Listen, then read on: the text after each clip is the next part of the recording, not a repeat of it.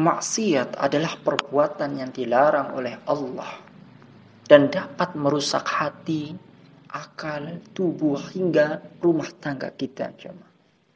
Allah Subhanahu wa taala berfirman di dalam Al-Qur'an. Kata Allah, "Wala tattabi'u ahwa'akum fatadillu an sabilillah." Dan janganlah kalian mengikuti hawa nafsu, karena ia akan menyesatkanmu dari jalan Allah. Quran surat Shad ayat 26. Kenapa kita harus jauh dari maksiat? Kenapa maksiat harus kita tinggalkan? Karena dampak maksiat yang begitu mengerikan dalam diri dan kehidupan kita. Di antara dampak ketika kita bermaksiat kepada Allah Jalla Jalaluh, yang pertama adalah maksiat itu dapat merusak hati. Maksiat dapat merusak hati dengan membuatnya menjadi semakin keras dan tidak peka terhadap kebenaran. Kemudian maksiat dapat merusak akal. Maksiat dapat merusak akal dengan membuatnya menjadi kabur dan tidak mampu membedakan mana yang benar dan mana yang salah. Maksiat merusak tubuh.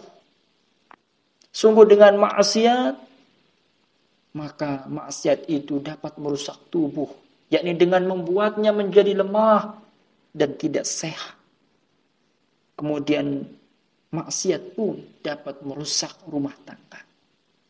Maksiat itu dapat merusak rumah tangga dengan membuatnya menjadi tidak harmonis dan tidak bahagia. Sehingga jemaah saya cintai karena Allah, apa yang kita perlu? Kalaulah maksiat ternyata dapat merusak rumah tangga kita, dapat merusak tubuh kita, akal kita, dan juga dapat merusak hati kita. Maka yang harus kita lakukan pertama, jangan mengikuti hawa nafsu. Jangan mengikuti hawa nafsu karena ia akan menyesatkan kita dari jalan Allah. Kemudian bertaubat kepada Allah.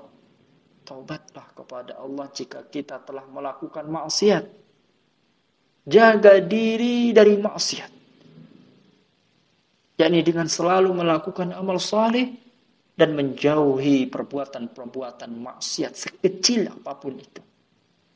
Jadi marilah kita selalu menjauhkan diri dari maksiat, jemaah. Dan melakukan amal saleh sebanyak-banyaknya untuk menjaga hati, menjaga akal, tubuh dan rumah tangga kita. Jauhkanlah perbuatan dosa dan maksiat. Seperti berbuat kesyirikan, jauhkan. Mengamalkan kebid'ahan, jauhkan. Meninggalkan salat. Mendengarkan atau memainkan musik. Meminum khamr. Menghisap rokok. Berbuat riba.